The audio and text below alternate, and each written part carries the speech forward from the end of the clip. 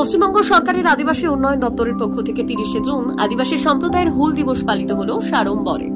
তাই সকাল থেকে আদিবাসী নৃত্যের সাথে এই দিনটি উদযাপন করা হলো দক্ষিণ দিনাজপুর জেলার বিভিন্ন জায়গা থেকে আসা আদিবাসী সম্প্রদায়ের মানুষজনের তরফে। উল্লেখ্য 1855 সালের 30 জুন আদিবাসী সম্প্রদায়ের সিধু, কানু, চাঁদ এবং ভৈরবের নেতৃত্বে আদিবাসী খেটে খাওয়া সাধারণ মানুষ আন্দোলন করতে গিয়ে মৃত্যু করেছিল। এরপর 1857 সালে যখন ব্রিটিশ অধীন সেপাইদের মধ্যে বিদ্রোহ ছড়িয়ে পড়ে, সেই সময়ে আদিবাসী সমাজের বিভিন্ন সম্প্রদায় যেমন কল, সাঁওতাল, ভীম, মুন্ডা, মাহাতো সেই আন্দোলনে জড়িয়ে পড়েন। তাদের লক্ষ্য ছিল দেশের স্বাধীনতা। সেই থেকেই এই বিদ্রোহকে ভারতের প্রথম স্বাধীনতা সংগ্রাম বলা হয়ে থাকে। এরপর থেকে আদিবাসী সম্প্রদায়ের মানুষেরা 30 জুন দিনটিকে হুল দিবস উপলক্ষে পালন করে থাকে। দক্ষিণ দিনাজপুর জেলার বুনিয়াদপুর সুকান্ত ভবনে আদিবাসী সম উদযাপন করে আসছে হুল দিবস। বিশেষত এই দিনটিকে প্রতিবাদ দিবস হিসেবে পালন করা হয় বলে জানায় আদিবাসী সম্প্রদায়ের মানুষ। সোমবার সকাল থেকেই বুনিয়াদপুর সুকান্ত ভবনে সিধু, কানুর প্রতিচ্ছবিতে মাল্যদান করে আদিবাসী নৃত্যের সাথে ও ধামসা এবং মাদল বাজিয়ে এই দিনটিকে উদযাপন করলেন আদিবাসী সম্প্রদায়ের মানুষ। প্রদীপ প্রজ্বলন করে উপস্থিত ছিলেন অতিথিবর্গ। এছাড়াও এখানে উপস্থিত ছিল দক্ষিণ দিনাজপুর জেলার জেলাশাসক বিজেন কৃষ্ণ, রাজ্যের নেতা সুরক্ষা মন্ত্রী বিপ্লব মিত্র, জেলা পরিষদের সভাধিপতি চিন্তামণি বিহার, সহ সভাধিপতি অম্বরেশ সরকার, গঙ্গারামপুর মহকুমার মহকুমা শাসক সহ অন্যান্য প্রশাসনিক কর্মকর্তারা। এ বিষয়ে রাজ্যের ক্রেতা সুরক্ষা মন্ত্রী বিপ্লব মিত্র জানালেন এবং জেলা পরিষদের সভাধিপতি চিন্তামণি বাহা জানালেন, তাদের জন্য হুল দিবস হিসাবে এই দিনটা নির্ধারিত আছে। হুল শব্দটার অর্থ হল সাঁওতালি ভাষায় বিদ্রোহ, অর্থাৎ যা কিছু অন্যায়, অবিচার, অত্যাচার তার বিরুদ্ধে যদি কেউ বিদ্রোহ করতে চান,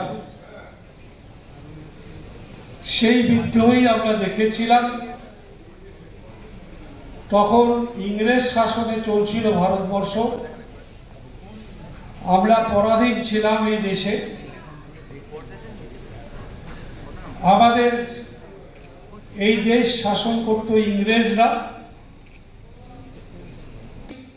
ছেলে এবং মেয়েদের ডাকে সাড়া দিয়ে সেদিন ওই রাজ্যে এবং ওর পার্শ্ববর্তী আমাদের বর্তমান পশ্চিমবাংলার মুর্শিদাবাদ, এই ধরনের কিছু জায়গাগুলো, সেখানকার আদিবাসীরা তারা একটা বিদ্রোহ করেছিল ইংরেজ সরকারের বিরুদ্ধে 1855 সালে এবং হাত ধরে।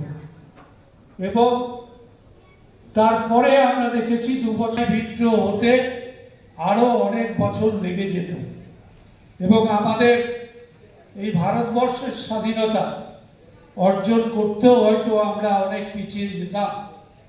সেই জন্যই আমাদের কাছে যারা পরাধীন ভারতবর্ষে বসবাস করতাম একদিন ভারতবাসী হিসাবে, তাদের কাছে সাঁওতাল সম্প্রদায় ছেলে মেয়েদের সেদিনকার সেই বিদ্রোহ, এটাই একটা নতুন করে পথ দেখিয়েছিল ইংরেজ সরকারের বিরুদ্ধে লড়াই করবার জন্য তৎকালীন ভারতবর্ষের মানুষদের জন্য।